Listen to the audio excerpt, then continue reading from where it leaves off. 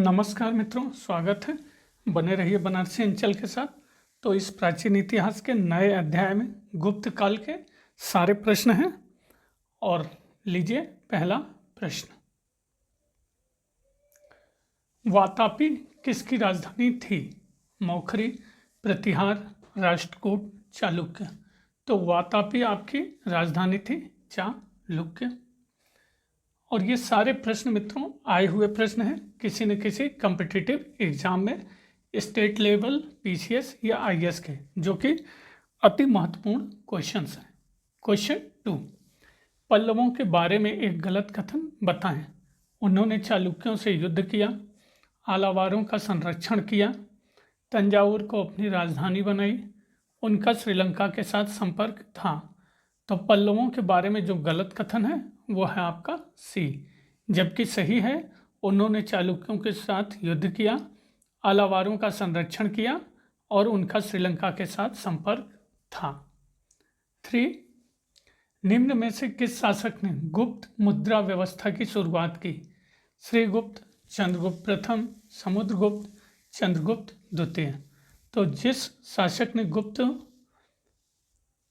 मुद्रा व्यवस्था की शुरुआत की वो है चंद्रगुप्त प्रथम। क्वेश्चन 4, निम्नलिखित में से किस गुप्त शासक ने सर्वप्रथम सिक्के जारी किए? चंद्रगुप्त प्रथम, घटोत्कच, समुद्रगुप्त या श्रीगुप्त। तो जिस गुप्त शासक ने सर्वप्रथम सिक्के जारी किए वो है चंद्रगुप्त प्रथम। 5, गुप्त संवत की स्थापना किसने की? चंद्रगुप्त प्रथम, श्रीगुप्त, चंद्रगुप्त द्वितीय या घटोत्कच। तो गुप्त संवत की स्थापना करने वाला था चंद्रगुप्त प्रथम। 6, पहला गुप्त शासक जिसने सिक्के जारी किए थे? श्रीगुप्त, चंद्रगुप्त प्रथम, समुद्रगुप्त या चंद्रगुप्त द्वितीय। तो पहला गुप्त शासक जिसने सिक्के जारी किए चंद्रगुप्त प्रथम। गुप्त नरेश 7, गुप्त नरेश चंद्रगुप्त द्वितीय की दूसरी राजधानी थी? उज्जैन, मालवा, सौराष्ट्र, महरौली। तो गुप्त नरेश चंद्रगुप्त द्वितीय की दूसरी राजधानी उज्जैन थी। क्वेश्चन 8, रजत सिक्के जारी करने वाला प्रथम गुप्त शासक था? चंद्रगुप्त प्रथम, समुद्रगुप्त, चंद्रगुप्त द्वितीय, कुमारगुप्त। तो रजत सिक्के जारी करने वाला प्रथम गुप्त शासक था आपका ए, चंद्रगुप्त प्रथम। 9, शकों को प्रथम बार हराने का दावा किसने किया? चंद्रगुप्त मौर्य, समुद्रगुप्त, चंद्रगुप्त विक्रमादित्य या फिर हर्ष। तो शकों को हराने का प्रथम बार जो दावा किया था वो था चंद्रगुप्त विक्रमादित्य। क्वेश्चन 10, शक विजेता किसे कहा जाता है? चंद्रगुप्त प्रथम, समुद्रगुप्त, चंद्रगुप्त द्वितीय, कुमारगुप्त। तो शक विजेता जिसे कहा जाता है वो है आपका चंद्रगुप्त द्वितीय। 11, परम भागवत उपाधि धारण करने वाला प्रथम गुप्त शासक था? चंद्रगुप्त प्रथम, समुद्रगुप्त, चंद्रगुप्त द्वितीय, रामगुप्त। तो परम भागवत उपाधि धारण करने वाला प्रथम गुप्त शासक चंद्रगुप्त द्वितीय। 12, निम्नलिखित में से किस गुप्त राजा का एक अन्य नाम देवगुप्त था? समुद्रगुप्त, चंद्रगुप्त द्वितीय, कुमारगुप्त, उपयुक्त में से कोई नहीं। तो जिस गुप्त राजा का एक अन्य नाम देवगुप्त था वो है चंद्रगुप्त द्वितीय। क्वेश्चन 13, चंद्रगुप्त द्वितीय के समय पाशुपतों का एक प्रबल केंद्र था? मथुरा में, कौशाम्बी में, त्रिपुरी में या उदयगिरी में। तो चंद्रगुप्त द्वितीय के समय पाशुपतों का एक प्रबल केंद्र आपका था मथुरा में। 14, निम्नांकित में से किसने विक्रमादित्य की उपाधि ग्रहण की? चंद्रगुप्त, चंद्रगुप्त द्वितीय, समुद्रगुप्त, कनिष्क। तो जिसने विक्रमादित्य की उपाधि ग्रहण की वो है चंद्रगुप्त द्वितीय, बी। क्वेश्चन 15, पृथ्व्या प्रथम वीरा उपाधि थी समुद्रगुप्त की, राजेंद्र प्रथम, अमोघ वर्ष, गौतमीपुत्र, शातकर्णी। तो मित्रों इसमें स्टार दिया हुआ है। अगर कहीं आपको इसका उत्तर सोर्स के साथ मिले तो प्लीज़ कमेंट करिए। क्वेश्चन 16, निम्नलिखित में से कौन सा गुप्त राजा गुप्त संवत के वर्ष 56 में सिंहासनारूढ़ हुआ था? समुद्रगुप्त, चंद्रगुप्त द्वितीय, कुमारगुप्त प्रथम, स्कंदगुप्त। तो जो गुप्त राजा गुप्त संवत के वर्ष 56 में सिंहासनारूढ़ हुआ था वह है चंद्रगुप्त द्वितीय। 17, समुद्रगुप्त को भारत का नेपोलियन किसने कहा? R K Mukherjee, R C Dutt, R S Sharma या वी ए स्मिथ। तो समुद्रगुप्त को भारत का नेपोलियन कहने वाला था आपका वी ए स्मिथ। 18, निम्नलिखित में से किसे भारत का नेपोलियन कहा जाता है? अभी देखा आप लोगों ने सबने समुद्रगुप्त। क्वेश्चन 19, निम्नलिखित उपाधियों,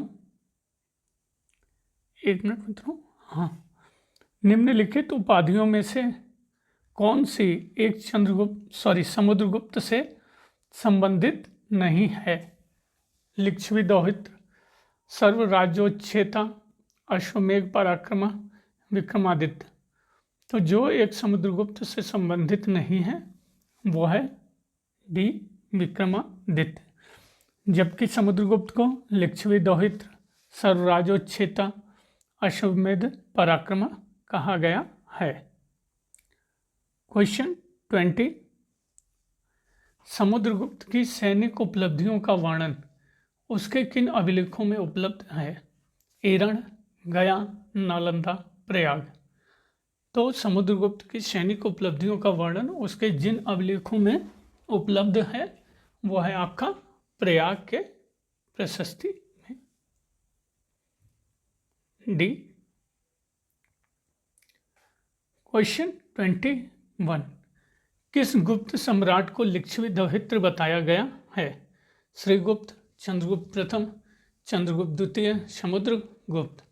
तो जिस गुप्त सम्राट को लिच्छवी दौहित्र बताया गया है वो है समुद्रगुप्त।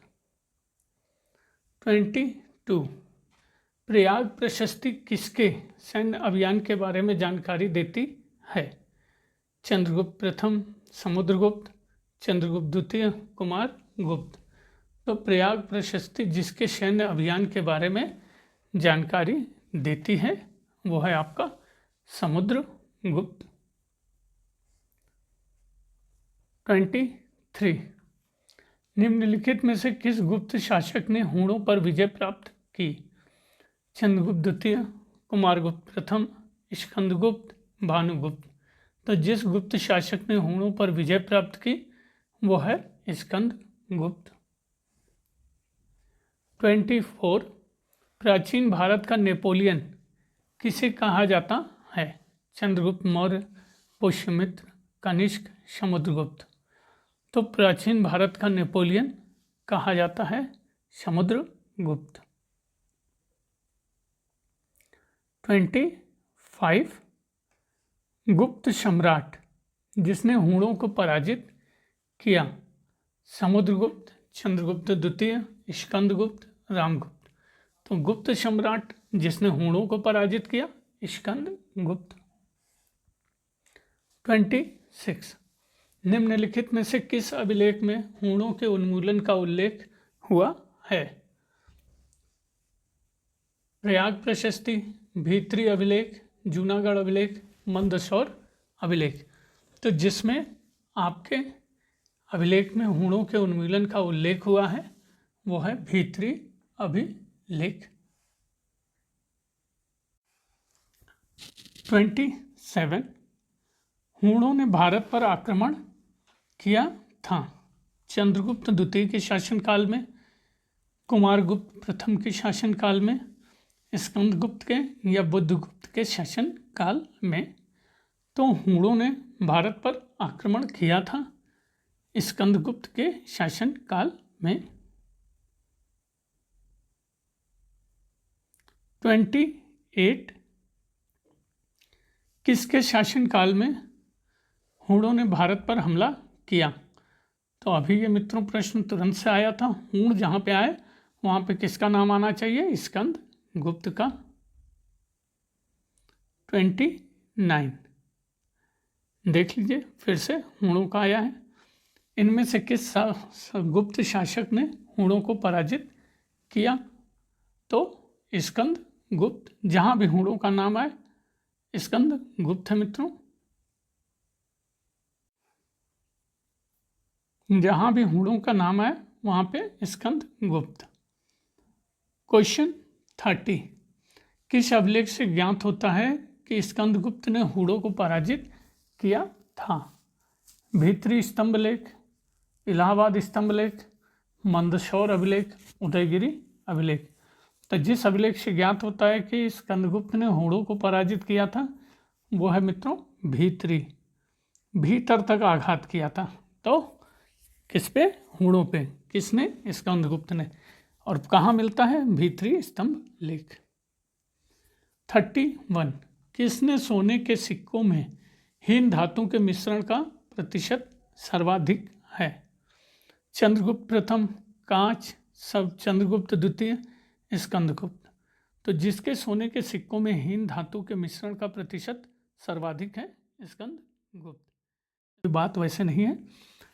उत्तर गुप्त वंश के निम्नलिखित राजाओं में कौन हर्ष का समकालीन था?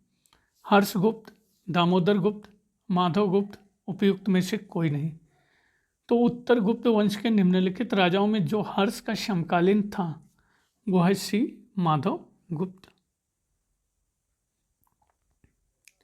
33 पर्णदत्त को किसने सौराष्ट्र का प्रांतपति बनाया था? चंद्रगुप्त मौर्य, रुद्रदामन, चंद्रगुप्त द्वितीय, स्कंदगुप्त। तो पर्णदत्त को जिसने सौराष्ट्र का प्रांतपति बनाया था वो है स्कंदगुप्त।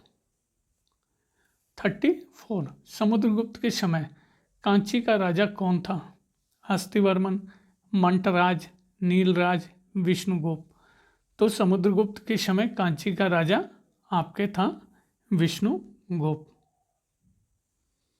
35 निम्नलिखित में से किस अभिलेख से प्रकट होता है कि प्राचीन श्रेणियां बैंक का भी काम करती थी? हुइस्क के काल का मथुरा अभिलेख, कुमारगुप्त का मंदसौर अभिलेख, बुद्धगुप्त का एरण अभिलेख, मिहिर भोज का ग्वालियर अभिलेख। तो जिस अभिलेख से प्रकट होता है कि प्राचीन श्रेणियां बैंक का भी काम करती थी वो है कुमारगुप्त का मंदसौर अभिलेख। 36 कुमारगुप्त के मंदसौर अभिलेख में वर्णित श्रेणी संगठन का नाम था? तंतुवाय, दंतकार, कुलिक, तैलिक। तो कुमारगुप्त के मंदसौर अभिलेख में वर्णित श्रेणी संगठन का नाम था तंतुवाय। 37 नालंदा विश्वविद्यालय की स्थापना किस गुप्त शासक द्वारा की गई थी? कुमारगुप्त द्वितीय, कुमारगुप्त प्रथम, चंद्रगुप्त द्वितीय या समुद्रगुप्त। तो नालंदा विश्वविद्यालय की स्थापना जिस गुप्त शासक द्वारा की गई वो था कुमारगुप्त प्रथम। 38 नालंदा विश्वविद्यालय के संस्थापक कौन थे? तो अभी उत्तर आया था मित्रों कुमारगुप्त। 39 फाहियान किसके व्यक्तित्व का विस्तृत विवरण दिया है? समुद्रगुप्त, कांचगुप्त, चंद्रगुप्त द्वितीय, उपयुक्त में से कोई नहीं। तो इनमें से कोई नहीं।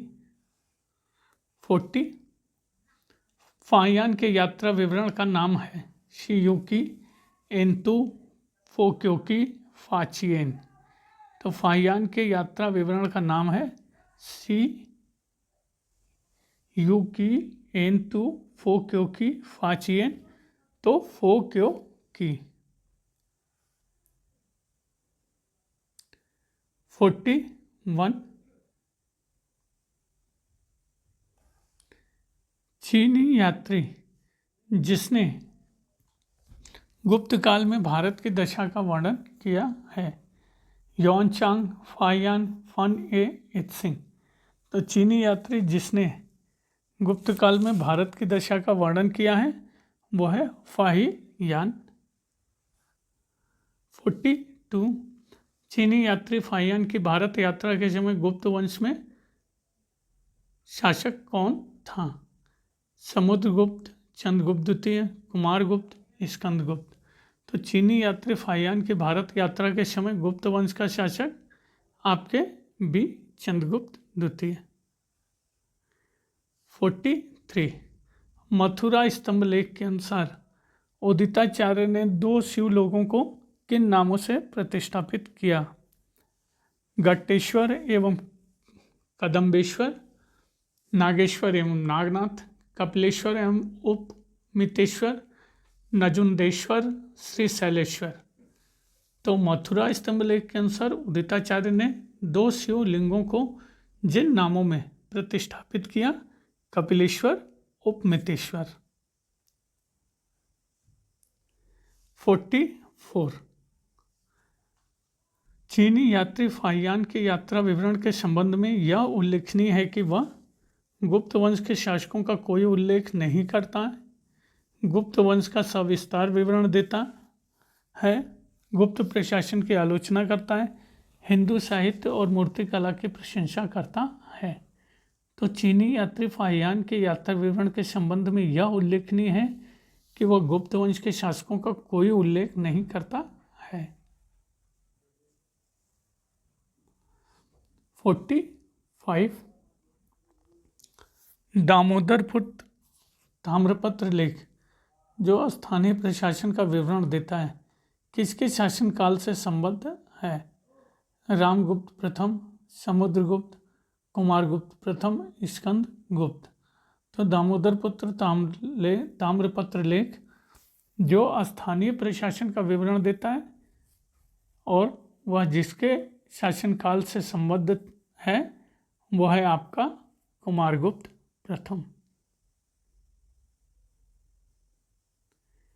46 कौन सा गुप्तकालीन अभिलेख उदिताचार्य का भागवत कुशिक के वंशज के रूप में उल्लेख करता है। दुर्जनपुर स्थित रामगुप्त का जौन प्रतिमा अभिलेख, चंद्रगुप्त द्वितीय का मथुरा स्तंभ अभिलेख, स्कंदगुप्त का जूनागढ़ अभिलेख, चंद्र का मेहरौली स्तंभ अभिलेख।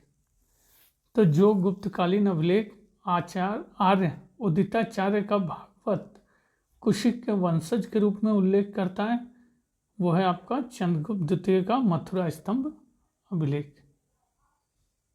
47 सती प्रथा का अभिलेखीय साक्ष्य कहाँ से मिलता है।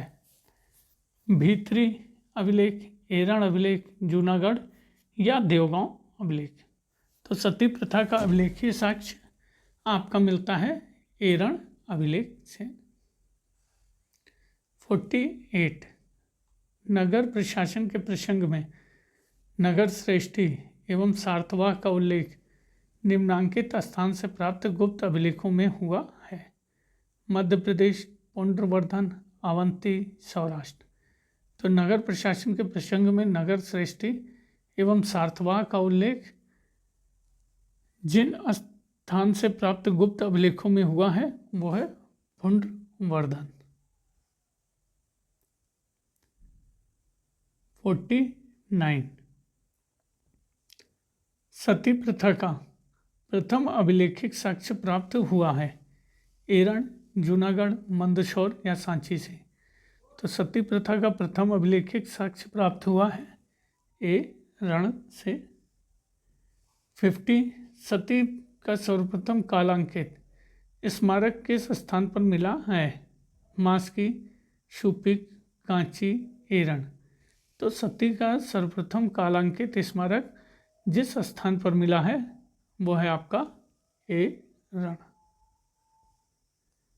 51 437-38 ईस्वी के मंदसौर अभिलेख में निम्नलिखित में से किस श्रेणी द्वारा एक भव्य सूर्य मंदिर के निर्माण का उल्लेख मिलता है? बढ़इयों की, तेलियों की, रेशम बुनकरों की या शिल्पियों की? तो 437-38 के मंदसौर अभिलेख में जिस श्रेणी द्वारा एक भव्य सूर्य मंदिर के निर्माण का उल्लेख मिलता है वह है रेशम बुनकरों की। 52 निम्न में से कौन एक अभिलेख लौह स्तंभ पर पाया गया है? प्रयाग प्रशस्ति, मेहरौली प्रशस्ति, एरण प्रशस्ति, जूनागढ़ प्रशस्ति। तो मध्य प्रदेश में जिस स्थान पर प्राप्त, सॉरी मित्रों, गलत प्रश्न मैंने पढ़ दिया, पहले 52 था, मैंने 53 पढ़ दिया, कोई बात नहीं। 52 मध्य प्रदेश में स्थित किस स्थान से प्राप्त अभिलेख में सती होने की घटना का उल्लेख है? तो सभी ने जाना सती से संबंधित एरण है। और 53 एक अभिलेख, कौन एक अभिलेख लौह स्तंभ पर पाया गया है? प्रयाग प्रशस्ति, मेहरौली प्रशस्ति, एरण प्रशस्ति, जूनागढ़ प्रशस्ति। तो जो एक अभिलेख लौह स्तंभ पर पाया गया है वो है आपका, अनुमान लगाइए, मेहरौली प्रशस्ति। 54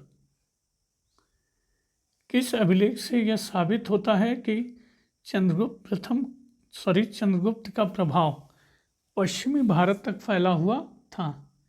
कलिंग अभिलेख, अशोक का गिरनार अभिलेख, रुद्रदामन का जूनागढ़ अभिलेख, अशोक का सोपरा अभिलेख। तो जिस अभिलेख से यह साबित होता है कि चंद्रगुप्त का प्रभाव पश्चिमी भारत तक फैला हुआ था वो है रुद्रदामन का जूनागढ़ अभिलेख। 55 भारत में दार्शनिक विचार के इतिहास के संबंध में सांख्य संप्रदाय से संबंधित निम्नलिखित कथनों पर विचार करना है और कौन सा सही है बताना है। तो पहला, सांख्य पुनर्जन्म या आत्मा के आवागमन के सिद्धांत को स्वीकार नहीं करता है। सही या गलत? तो आपका सही। दूसरा, सांख्य की मान्यता है कि आत्मज्ञान ही मोक्ष की ओर ले जाता है, न कि कोई ब्रह्म बाह्य प्रभाव अथवा कारक। सही या गलत? तो कह सकते हैं ये आपका सही है। पहला मित्रों आपका गलत है, सॉरी, मैं उसे दोबारा पढ़ देता हूँ। सांख्य पुनर्जन्म या आत्मा के आवागमन के सिद्धांत को स्वीकार नहीं करता है, तो ये आपका गलत है, दूसरा सही है। सही उत्तर बी। 56 निम्न में से किसने अपने बराबर गुफा अभिलेख में अपने पिता को सामंत चूड़ामणि के नाम से उद्धृत किया है? प्रवर सेन द्वितीय, भानगा, प्रभाकर वर्धन, अनंतवर्मन। तो जिसने अपने बराबर गुफा अभिलेख में अपने पिता को सामंत चूड़ामणि के नाम से उद्धृत किया है, अनंत वर्मन। 57 भारतीय इतिहास के संदर्भ में निम्नलिखित में से कौन सा सामंती व्यवस्था के अनिवार्य तत्व हैं? पहला, अत्यंत सशक्त केंद्रीय राजनीतिक सत्ता और अत्यंत दुर्बल प्रांतीय अथवा स्थानीय राजनीतिक सत्ता। दूसरा, भूमि के नियंत्रण तथा स्वामित्व पर आधारित प्रशासनिक संरचना का उदय। तीसरा, सामंत तथा उसके अधिपति के बीच स्वामी दास का संबंध का बनना। तो सही उत्तर है आपका 2 और 3।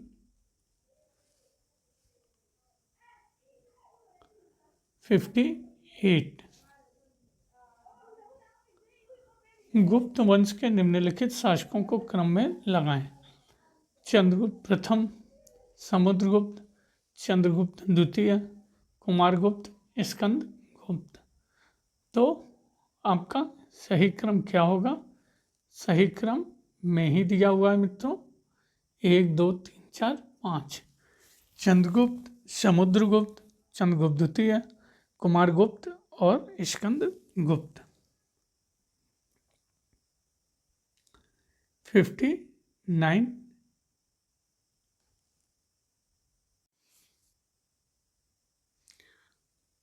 गुप्त काल के बारे में निम्नलिखित में से कौन सा कथन सही नहीं है? तो नहीं पे विशेष ध्यान रहेगा मित्रों। इस काल में बलात् श्रम विष्टि पहले की तुलना में अधिक प्रचलित हुआ। सही या गलत?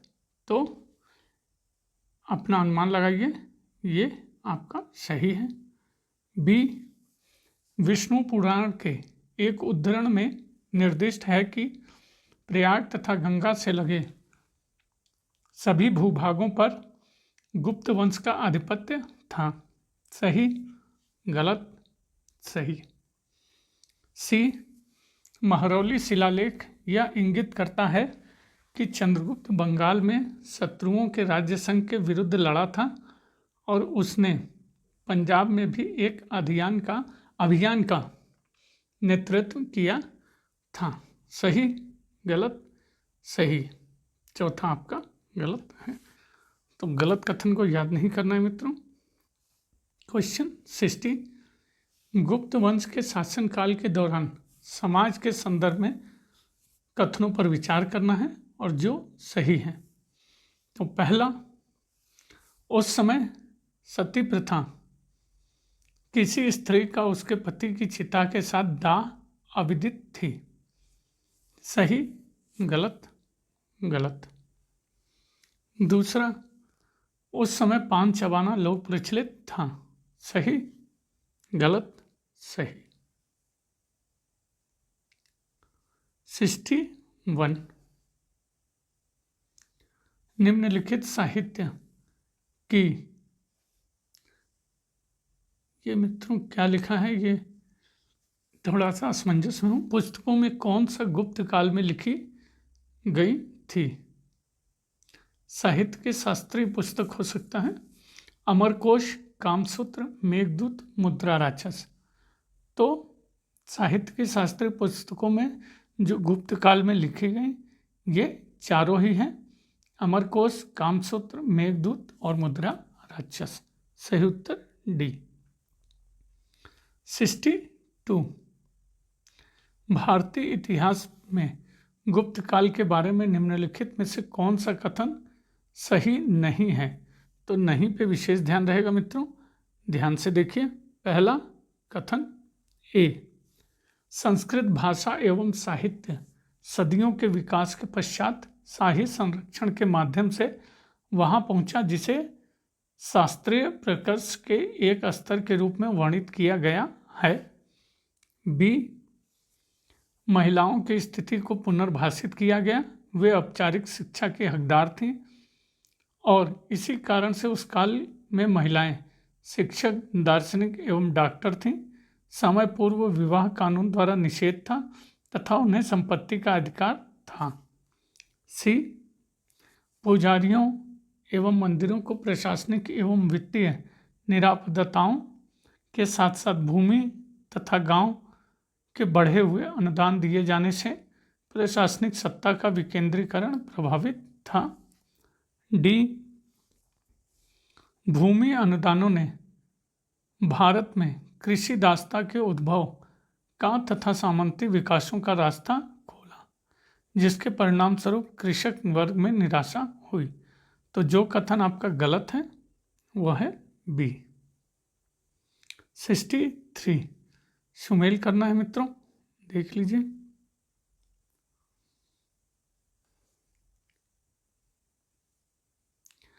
देवपुत्र किससे सुमेल होगा?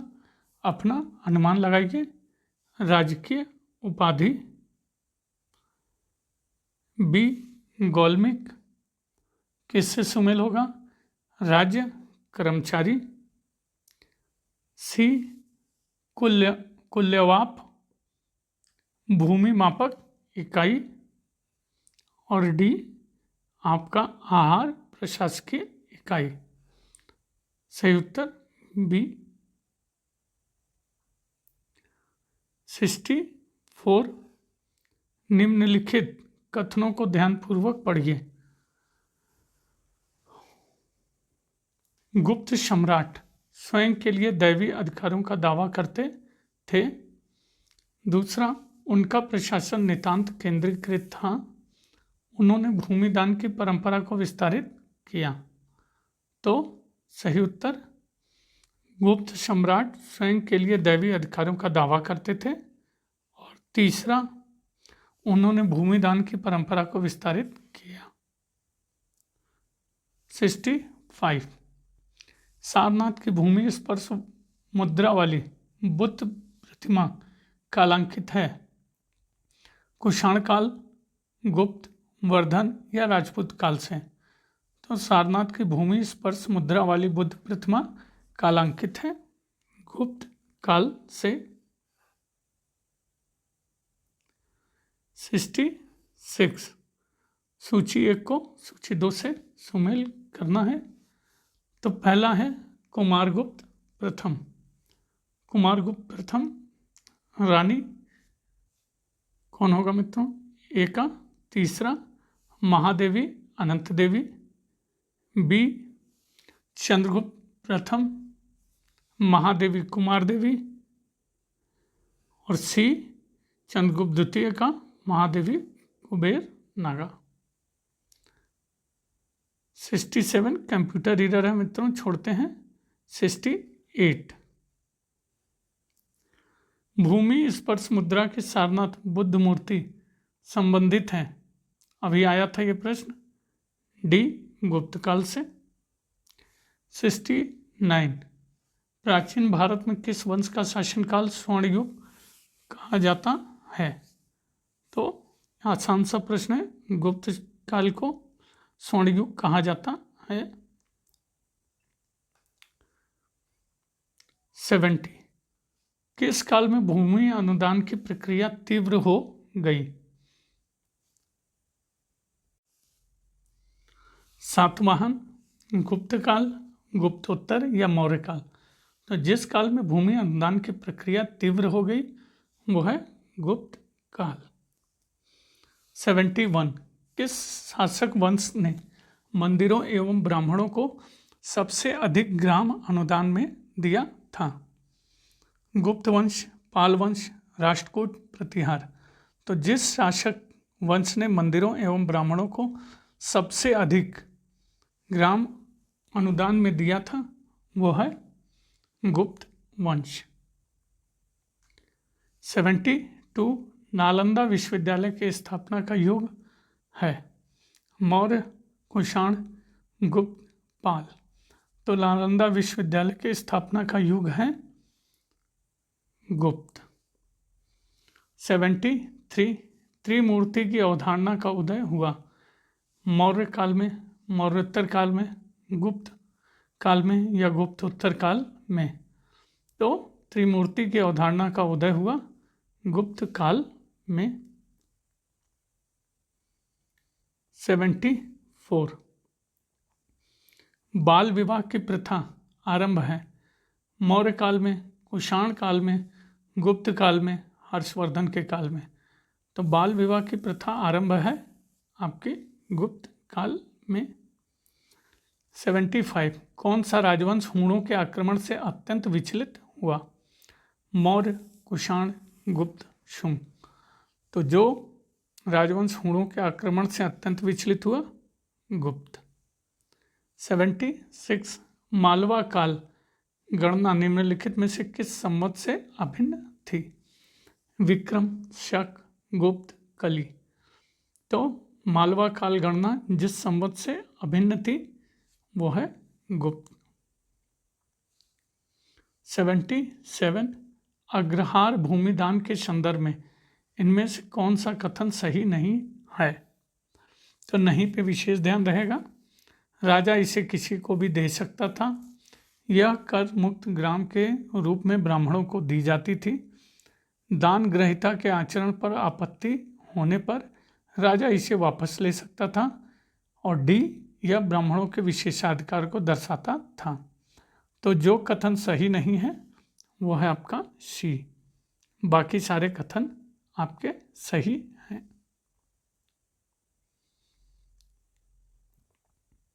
78 पूर्व गुप्त काल में कहापण क्या था?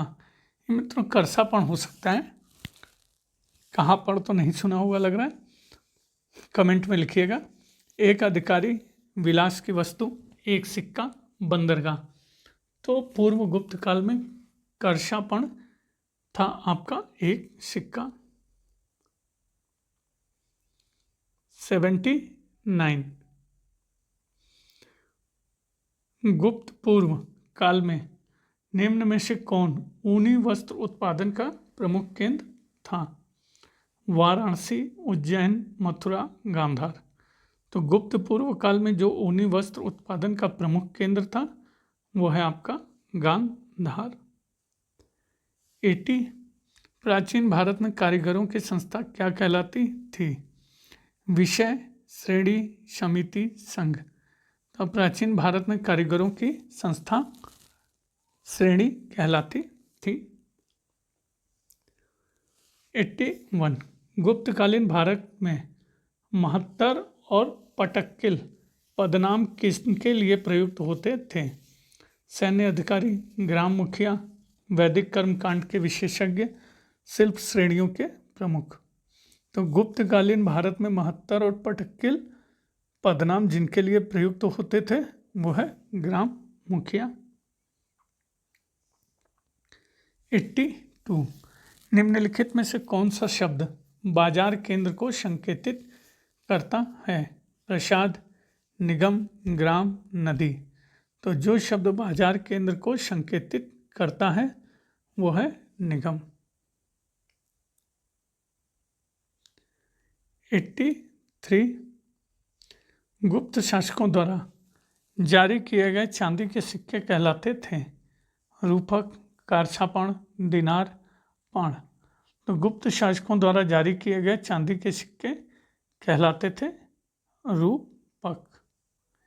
84 गुप्त काल में उत्तर भारतीय व्यापार निम्नलिखित में से किस एक पत्तन से संचालित होता था?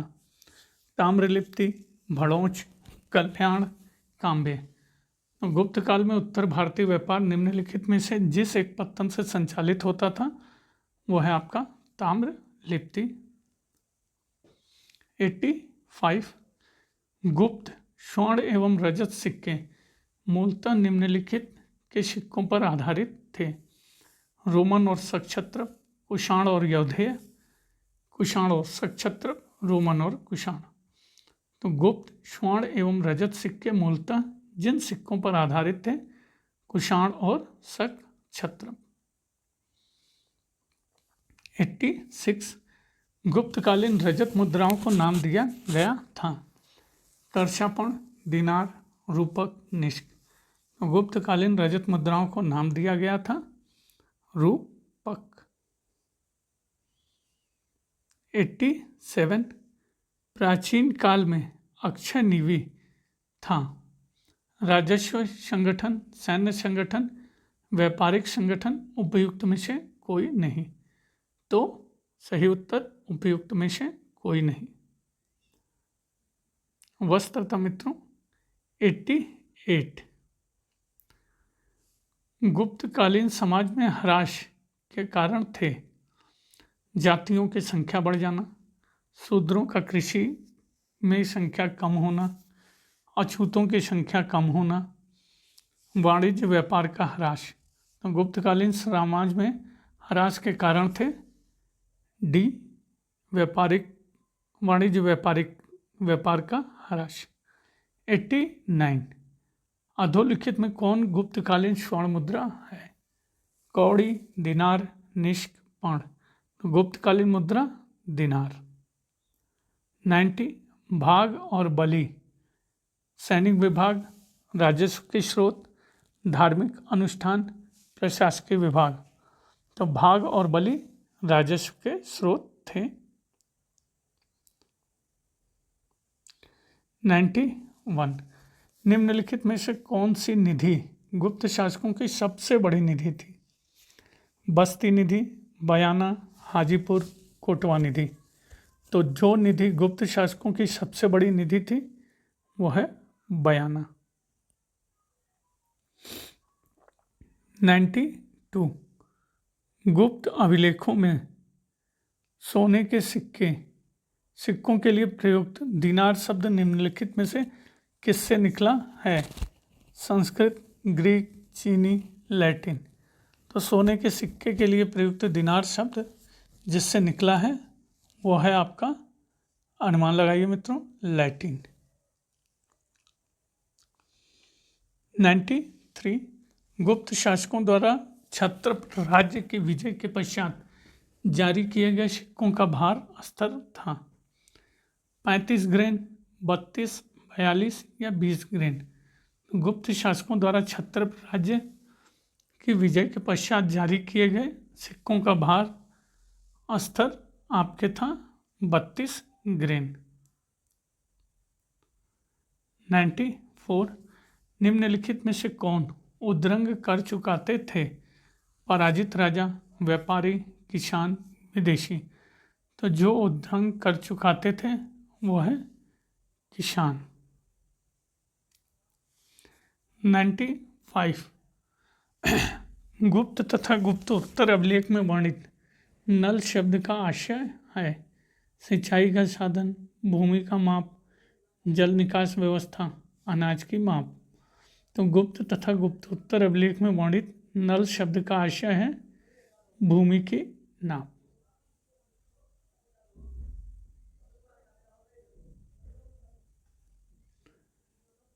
96 गुप्त काल में प्रांतपति किस नाम से जाने जाते थे?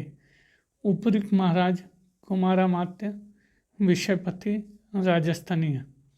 तो गुप्त काल में प्रांतपति जिस नाम से जाने जाते थे वो है उपरीक महाराज।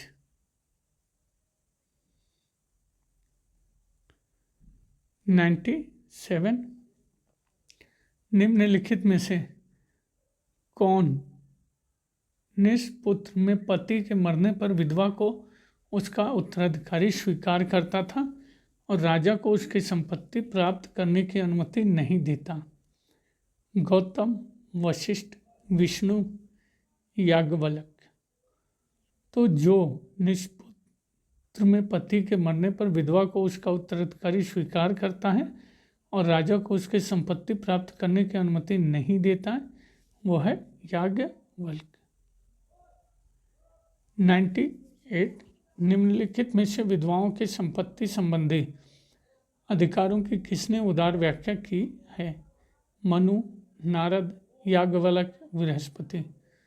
तो विधवाओं की संपत्ति संबंधी अधिकारों की जिसने उदार व्याख्या की है वो है याज्ञवल्क्य। 99 वह श्रेणी जो कुमारगुप्त प्रथम के काल में लाट से आकर दसपुर में बस गई थी किस वस्तु के व्यापार में संलग्न थी? रत्न, तैल, लवण, पटवस्त्र। तो वह श्रेणी जो कुमारगुप्त प्रथम के काल में लाट से आकर दसपुर में बस गई थी जिस वस्तु के व्यापार में संलग्न थी वो है आपके पट वस्त्र।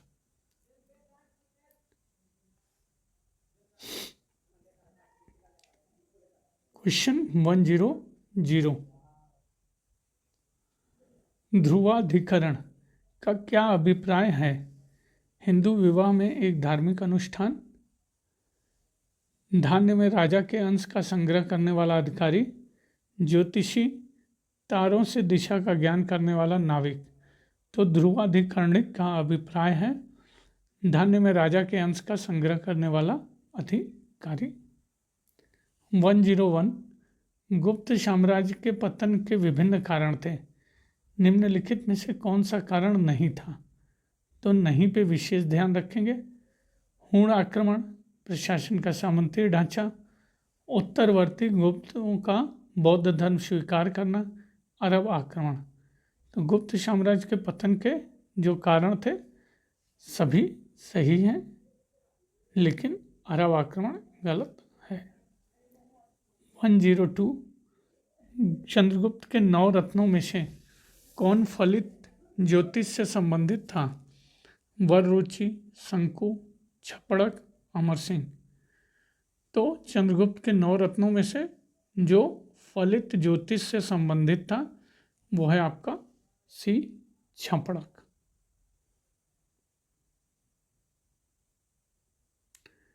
103 इनमें से कौन गुप्तकालीन स्थानीय नगर प्रशासन समिति के अधिकारी और सदस्य थे? पुरुपाल, सार्थवा, प्रथम कुलिक, प्रथम कायस्थ। पुरुपाल, सार्थवा, द्वारपाल, काणिक। सार्थवा, प्रथम कुलिक, प्रथम कायस्थ। डी, पुरुपाल, प्रथम कुलिक, प्रथम कायस्थ। तो जो गुप्तकालीन स्थानीय नगर प्रशासन समिति के अधिकारी और सदस्य थे वो है आपके सार्थवा, प्रथम कुलिक और प्रथम कायस्थ।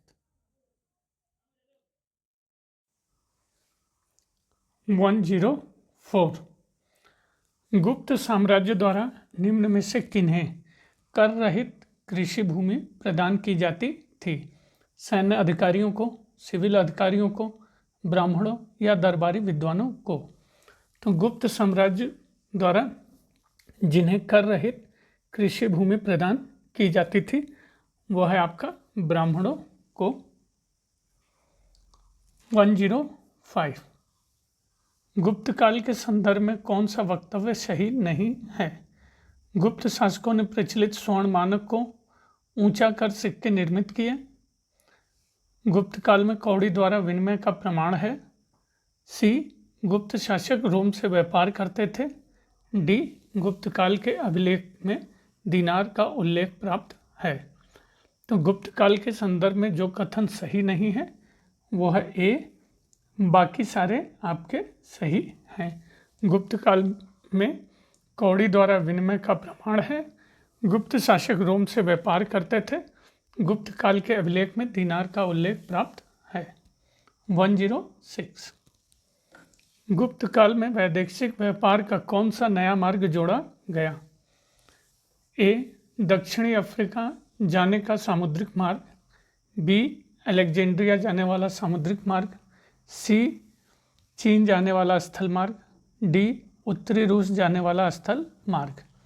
तो गुप्त काल में वैदेशिक व्यापार का जो नया मार्ग जोड़ा गया वो है आपका डी, उत्तरी रूस जाने वाला स्थल मार्ग। 107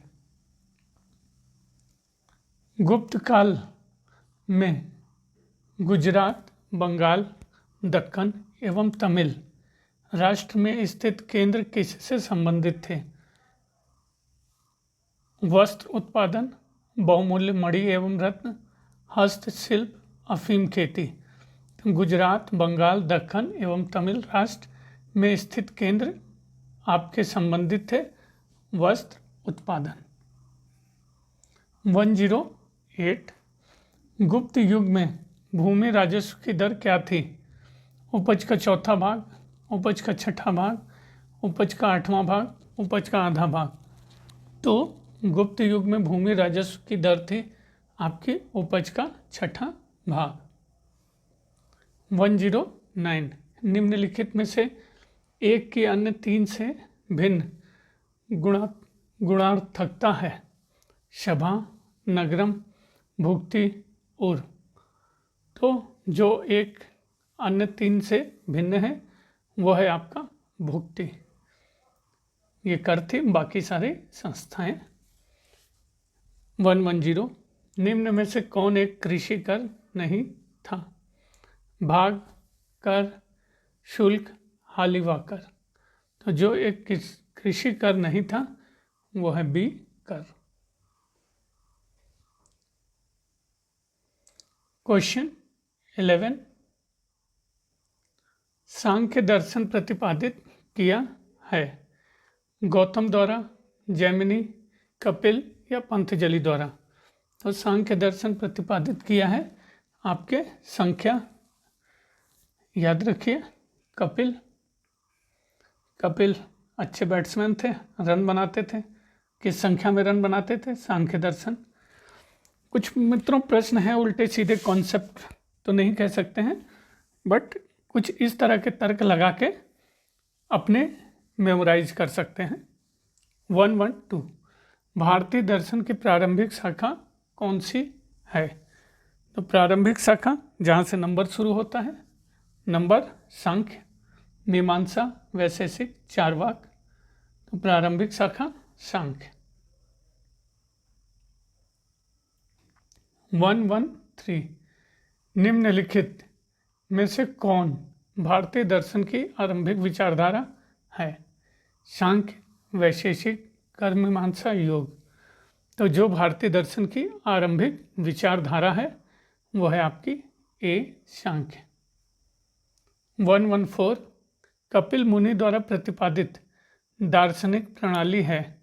पूर्व मीमांसा, सांख्य दर्शन, न्याय दर्शन, उत्तर मीमांसा।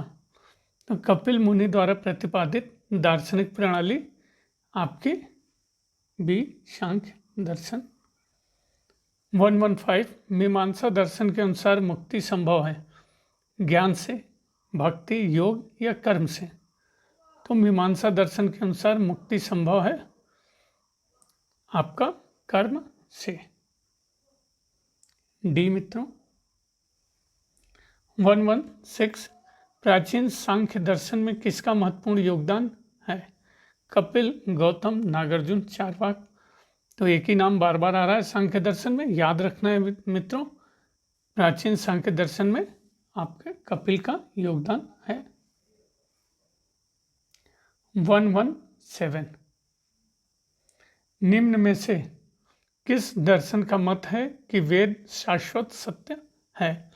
सांख्य, वैशेषिक, मीमांसा, न्याय या योग?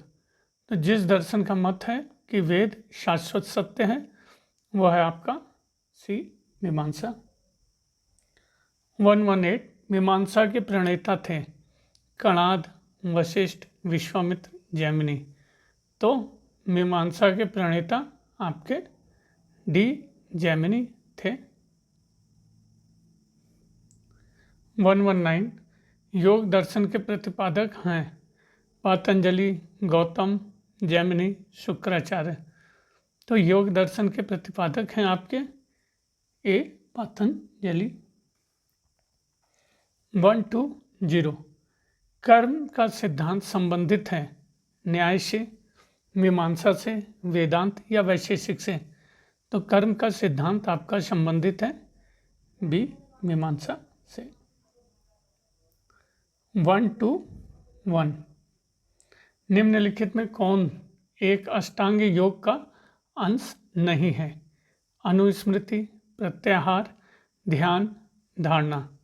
तो जो एक अष्टांग योग का अंश नहीं है वो है आपका ए, अनुस्मृति।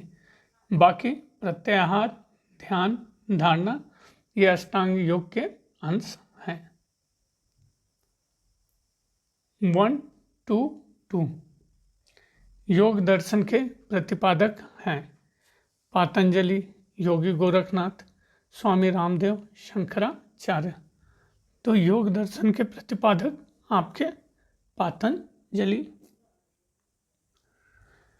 123 न्याय दर्शन के प्रवर्तक गौतम, कपिल, कणाद, जैमिनी। तो न्याय दर्शन के प्रवर्तक गौतम। 124 न्याय दर्शन को प्रचारित किया था चार्वाक ने, गौतम, कपिल या जैमिनी? तो अभी आया था न्याय दर्शन को प्रचारित आपके गौतम। 125 निम्नलिखित युग्मों में से कौन सा एक भारतीय षड दर्शन का भाग नहीं है? तो नहीं पे विशेष ध्यान। मीमांसा और वेदांत, न्याय और वैशेषिक, लोकायत और कापलिक, सांख्य और योग। तो जो एक भारतीय षड दर्शन का भाग नहीं है वो है आपका सी, लोकायत और कापलिक। 126 भारत में आस्तिक तथा नास्तिक संप्रदायों में कौन सा विभेदक लक्षण है?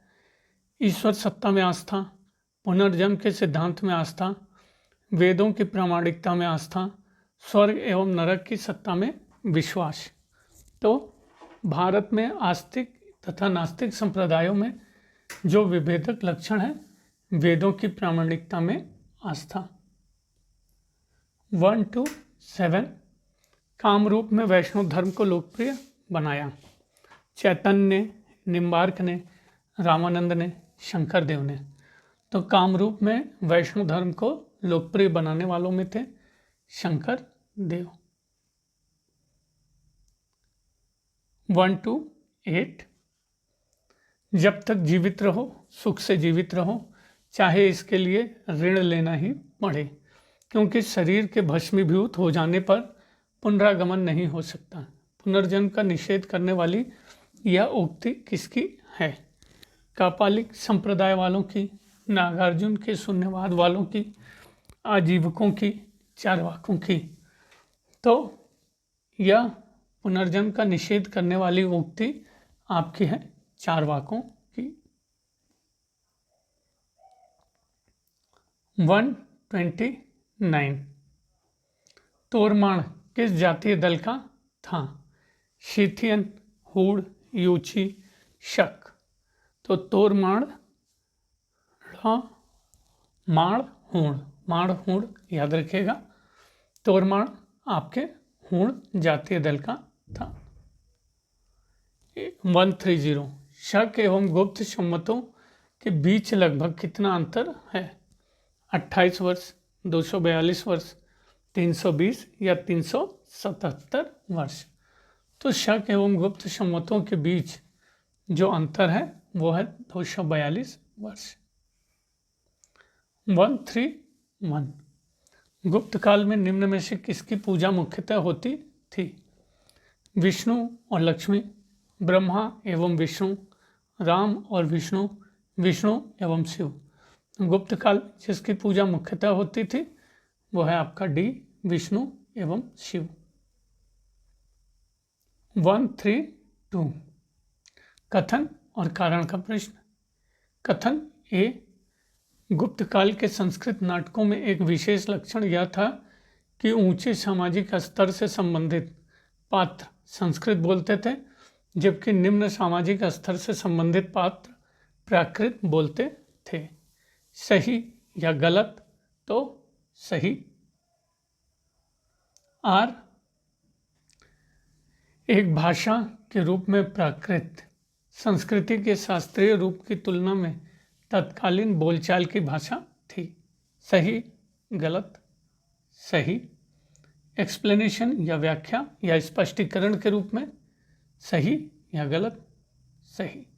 तो कह सकते हैं ए आर दोनों सही हैं। आर ए क्या? सही स्पष्टीकरण। 133 निम्नलिखित में कौन बीजगणित के क्षेत्र में अपने योगदान के लिए विशेष रूप से जाना जाता है? आर्यभट्ट, ब्रह्मगुप्त, भास्कर, उर्जयंत। तो जो बीजगणित के क्षेत्र में अपने योगदान के लिए विशेष रूप से जाना जाता है वो है आपका सी, भास्कर। 134 देख लीजिए। महान कवि, महान संस्कृत कवि कालिदास किस शासक के काल में थे? चंद्रगुप्त मौर्य, चंद्रगुप्त द्वितीय, कुमारगुप्त, समुद्रगुप्त। कुमारगुप्त द्वितीय है मित्रों। तो महान संस्कृत कवि कालिदास जिस शासक के काल में थे वो है कुमारगुप्त द्वितीय। 135 निम्नलिखित में से कौन प्रभावती गुप्ता की माता थी? कुमार देवी, कुबेर नागा, ध्रुव देवी। उपयुक्त में से कोई नहीं। तो जो प्रभावती गुप्ता की माता थी वो है बी, कुबेर नागा। 136 कालिदास द्वारा रचित मालविकाग्निमित्र नामक का नायक था? पुष्यमित्र शुंग, गौतमीपुत्र सातकर्णी, अग्निमित्र, चंद्रगुप्त द्वितीय। तो कालिदास द्वारा रचित मालविकाग्निमित्र नामक का नायक था आपके सी अग्निमित्र। 137 न्यूटन के सिद्धांत से बहुत पहले किसने गुरुत्वाकर्षण के सिद्धांत को घोषित किया था? आर्यभट्ट, ब्रह्मगुप्त, वराहमिहिर, पृथुयशस। तो न्यूटन के सिद्धांत से बहुत पहले जिसने गुरुत्वाकर्षण के सिद्धांत को घोषित किया था वो है आपका आर्यभट्ट। 138 कायस्थ जाति का सर्वप्रथम उल्लेख किसने किया है? मनु, याज्ञवल्क्य, नारद, बृहस्पति। तो कायस्थ जाति का सर्वप्रथम उल्लेख किया है आपके याज्ञवल्क्य। 139 गुप्त शासकों का सही क्रम क्या था? श्रीगुप्त, घटोत्कचगुप्त, चंद्रगुप्त, समुद्रगुप्त। तो इन्हीं चारों में मित्रों सही क्रम बताना है, तो देख लीजिए, अपना अनुमान लगाइए। तो सही उत्तर है पहले श्रीगुप्त, घटोत्कचगुप्त, चंद्रगुप्त और समुद्रगुप्त। एक करेक्ट आंसर। 140 चंद्रगुप्त द्वितीय ने अपनी बेटी प्रभावती का विवाह इससे किया? रुद्रसेन प्रथम, रुद्रसेन द्वितीय, अग्निमित्र, नागसेन। तो चंद्रगुप्त द्वितीय ने अपनी बेटी प्रभावती गुप्ता का विवाह जिससे किया वो है आपके रुद्रसेन द्वितीय। 141 नगरों का क्रमिक पतन किस काल की एक महत्वपूर्ण विशेषता थी? गुप्त काल, प्रतिहार, राष्ट्रकूट, सातवाहन युग। तो नगरों का क्रमिक पतन जिस काल की महत्वपूर्ण विशेषता थी वो है गुप्त काल।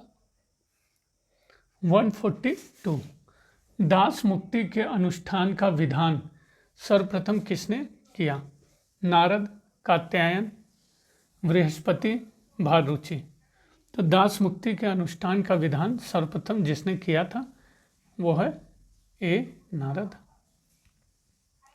143 मौखरी शासकों की राजधानी थी?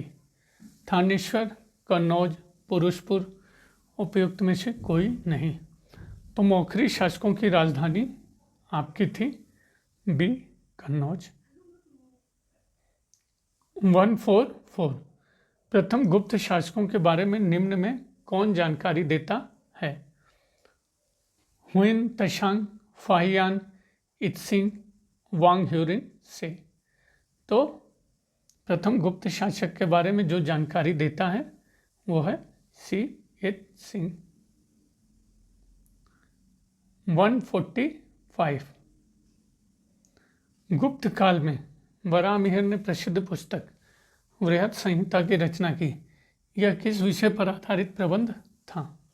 खगोल विज्ञान, शासन कला, चिकित्सा की आयुर्वेद पद्धति, अर्थशास्त्र। गुप्त काल में वराहमिहिर ने प्रसिद्ध पुस्तक वृहत संहिता की रचना की।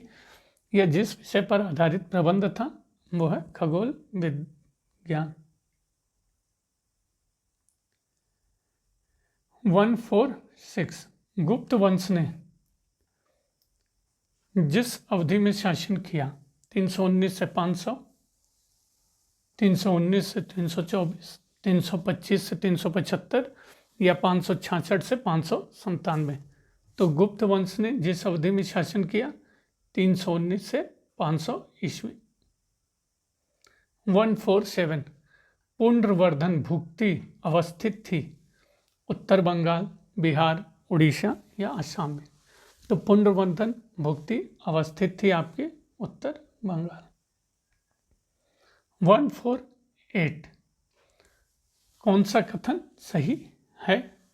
पहला, कुमारामात्य सबसे महत्वपूर्ण अधिकारी थे तथा घरेलू प्रांतों में वे राजा द्वारा प्रत्यक्ष रूप से नियुक्त किए जाते थे।